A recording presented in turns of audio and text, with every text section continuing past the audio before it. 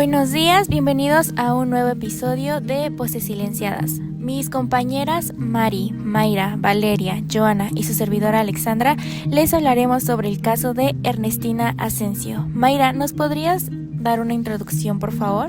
Claro, Ale. Este es un espacio de análisis crítico sobre la violencia sexual, derechos humanos y ética en la salud. Hoy abordaremos un caso emblemático en México.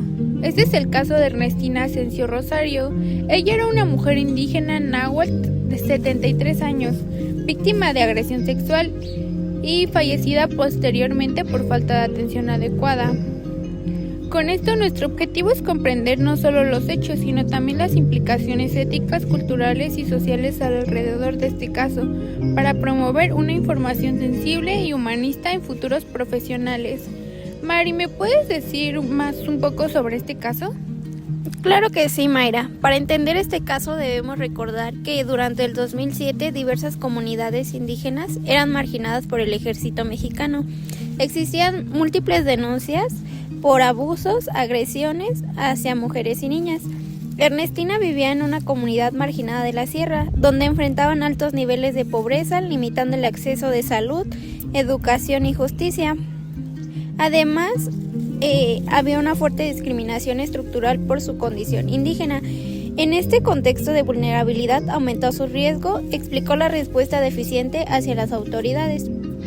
La violencia sexual en las comunidades indígenas suele estar acompañada de discriminación, racismo estructural, dificultando las denuncias y los procesos legales. Oye, Alexandra, ¿me podrías relatar más acerca del caso? Claro, Mari. Bueno, sabemos que Ernestina Asensio Rosario era una mujer indígena náhuatl, habitante de la Sierra Zongólica en Veracruz. El 25 de febrero de 2007 se encontraba pastoreando a un grupo de ovejas en la comunidad de Teltalcinga, municipio de Soledad Atzompa, en Veracruz. Las horas transcurrieron y Asensio no regresaba a su hogar, lo que generó preocupación entre sus familiares, de modo que salieron a buscarla. ¿Me podrías decir quién fue quien encontró a Asensio?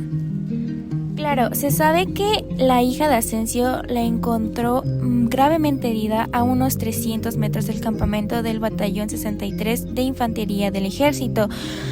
Como la encontraron, ya dije, gravemente herida, intentaron en varias ocasiones hospitalizarla.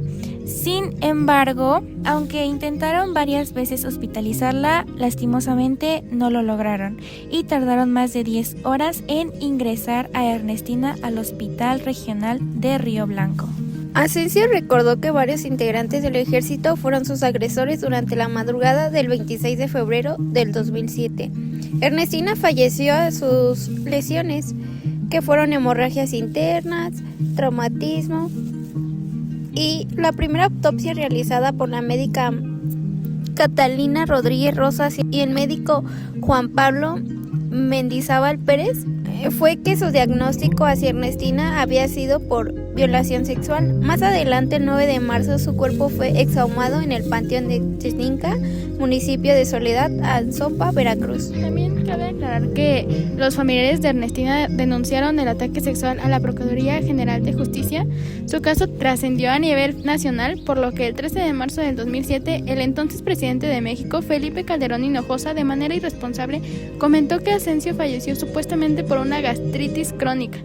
Su declaración establecería la causa de la muerte, aunque aún se encontraba en curso una nueva investigación de la Procuraduría General de Justicia y de la Comisión Nacional de Derechos Humanos. En este tiempo, dichas instituciones, entre otras, eran afines al gobierno, por lo cual sus investigaciones no resultarían objetivas. En cambio, solo buscarían justificar la declaración de Calderón Hinojosa. Joana, ¿me podrías decir desde tu punto de vista cuáles serían las implicaciones éticas en este caso? Claro, en este caso la evidencia vulnerable de los principios bioéticos fue su autonomía, ya que Ernestina no pudo decidir sobre su atención médica, pues como ya lo hemos mencionado, tardó más de 10 horas en ingresar al hospital. También se le causó lo que fue un daño físico, psicológico y social. No hubo beneficencia, ya que se le negó la asistencia oportuna. Y por supuesto tampoco hubo lo que fue justicia, ya que ser de origen indígena influyó la falta de credibilidad por parte de los médicos y personal de salud. Debemos de recordar que como profesionales de la salud Hay que reconocer cómo el prejuicio institucional puede determinar la vida o muerte de una persona. Bueno, ahora también debemos de tener en cuenta que pueden haber varios problemas. Como la violencia sexual, también debemos tener en claro que no es solo un delito, sino que es una urgencia médica y psicológica, lo cual puede provocar desgarros, infecciones graves, embarazos forzados, trastorno por estrés postraumático, depresión y en algunos casos más extremos, por no ser tratados, el riesgo de suicidio. El personal de salud debe de actuar de inmediato, documentar lesiones y proporcionar acompañamiento. Mayra, ¿nos podrías hablar sobre los derechos humanos vulnerados? Claro, bueno, yo considero que los derechos de Ernestina que se violaron fueron derechos fundamentales que están establecidos en instrumentos nacionales e internacionales. Esos fueron derecho a la vida, ya que no recibió atención médica adecuada. También el derecho a la integridad física, porque recibió una agresión sexual y violencia ejercida. También el derecho a la salud, porque se les negó un tratamiento oportuno y especializado, ya que tardaron mucho en atenderla y recibir tratamiento médico. También el derecho a la verdad, pues hubo manipulación o ocultamiento de información por parte del gobierno. El derecho al acceso a la justicia, debido a investigaciones parciales y sesgadas. Y por ser una mujer indígena y adulta mayor, se le negó el derecho a la igualdad y la discriminaron. Estos derechos son contemplados en la Constitución mexicana y la Ley General de las Víctimas y tratados internacionales. Las mujeres indígenas enfrentan múltiples formas de discriminación étnica, socioeconómica y de género, lo que limita aún más su acceso a la justicia. Joana, ¿puedes darme tu punto de vista? Claro, bueno, desde mi punto de vista podemos ver que hay un abuso de poder por parte de las instituciones armadas y gubernamentales, ya que la presencia militar en comunidades vulnerables históricamente ha generado temor, intimidación y silencio. Y al quehacer de alto rango, pues claro que no se les puede tachar de algo malo.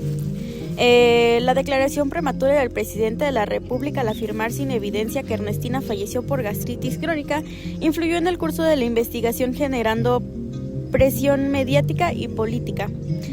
Bueno, esto ejemplifica que como el poder puede distorsionar la verdad y bloquear procesos legales dejando impunidad casos de violencia sexual, pues hay que recordar que las autoridades deben de proteger y no encubrir delitos, ya que pues no es el único caso, han habido muchos más como este.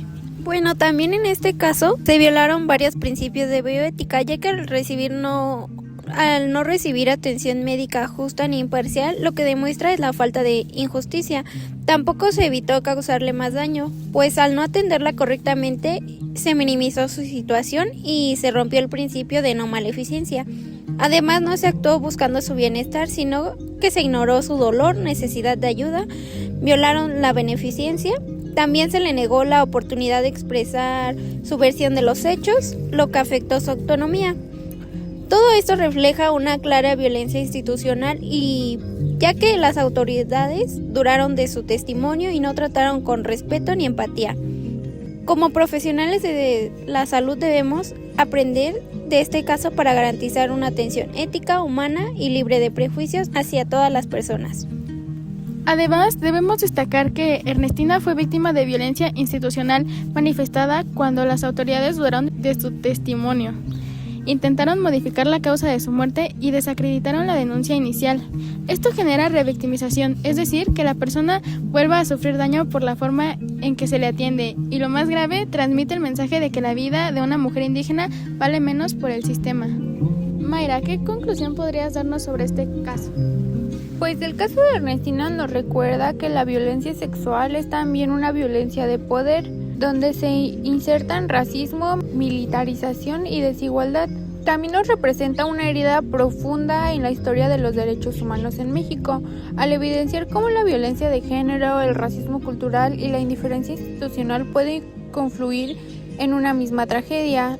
La falta de atención médica oportuna, la ausencia de traductores, la negligencia de la investigación y la impunidad ante la denuncia son reflejos de un sistema que históricamente ha marginado a las mujeres indígenas y ha minimizado su sufrimiento.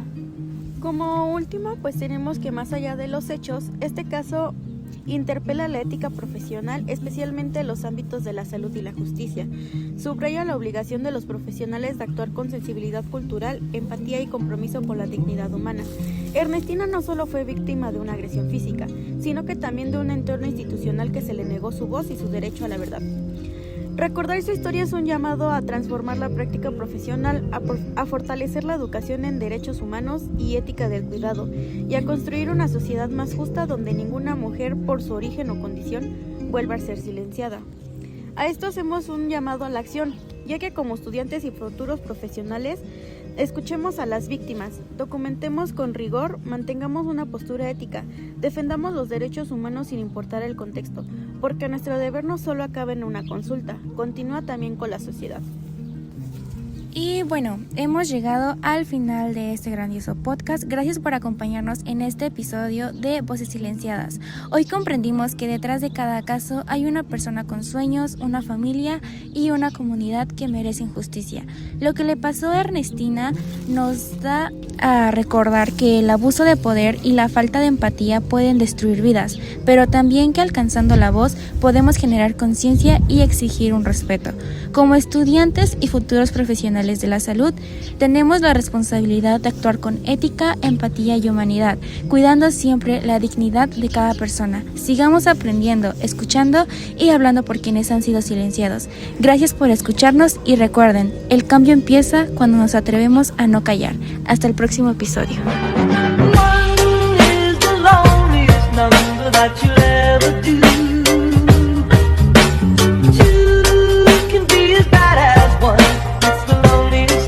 Since the